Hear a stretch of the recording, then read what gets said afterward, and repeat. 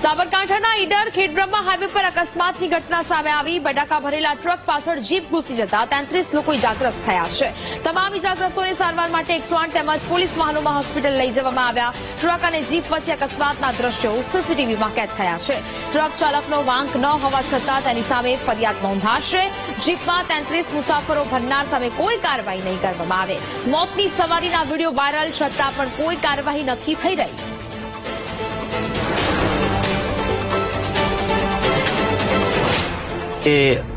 વડાલી નજીક વિનાયક હોટલ પાસે ગમસ્વાર અકસ્માત થયો હતો।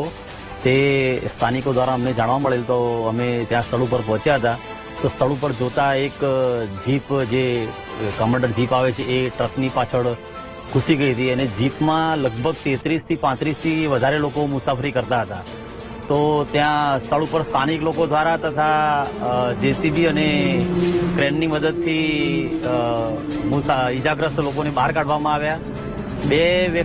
બે મહિલાઓ તો એવી ફસાયેલી હતી કે જેને અમે જેસીબીની મદદથી પટ્ટાથી બહાર કાઢવામાં આવી હતી। તો તાત્કાલિક ધોરણે એ લોકોને 108માં એમ્બ્યુલન્સમાં Vadali, Himmatnagar civil, Idar civil refer કરી અને સારવાર મળી રહે તેના માટે રિફર કરવામાં આવ્યા।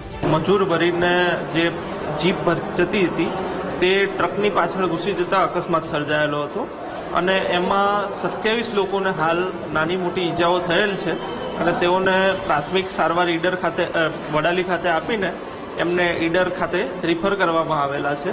અને આ જે સમગ્ર ઘટના છે એની અનુસંધાને તાત્કાલિક પોલીસ ત્યાં પહોંચી ગયેલી હતી અને ઘાયલોને હોસ્પિટલ પહોંચાડેલા હતા અને હાલ ફરિયાદ લેવાની તજવીજ ચાલુમાં છે। જીપમાં જે આગળના ભાગે બેસેલા હતા એ અંદર ફસાઈ ગયા હતા અને એમને પોલીસે તાત્કાલિક સ્થાનિક લોકોની મદદથી બહાર કાઢેલા હતા અને હોસ્પિટલાઇઝ કરેલા છે અને આ સમગ્ર ઘટનામાં કોઈ પણ જાનહાનિ થયેલ નથી। આપણા ત્યાં લગભગ 33 દર્દીઓ અહીંયા સારવાર માટે લાવી, એમાં 11 બાળકો હતા। 33 દર્દીઓમાંથી લગભગ 24 થી 25 દર્દીઓને આપણે ઈજાઓ થયેલી હતી, એમને આપણે હિંમતનગર સિવિલ ખાતે આગળ સારવાર માટે મોકલેલ છે।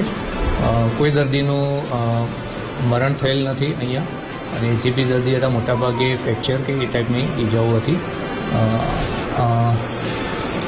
દર્દીઓને સારવાર માટે આપણે આજુબાજુમાંથી ખેડબ્રહ્મા છે, ઈડર છે, સતલાસના છે, વિજયનગર છે, આંતરસુબાની 108 આવી ગયેલી હતી અને એ સિવાય પણ અહીંયા જે સેવાભાવી લોકો હતા એમને બી પોતાની પ્રાઇવેટ એમ્બ્યુલન્સો બોલાવીને આપણને સાથ સહકાર પૂરો પાડીને જે બીજા પેશન્ટ હતા એમને આગળ સારવાર કરવા માટે મદદરૂપ થયેલા છે।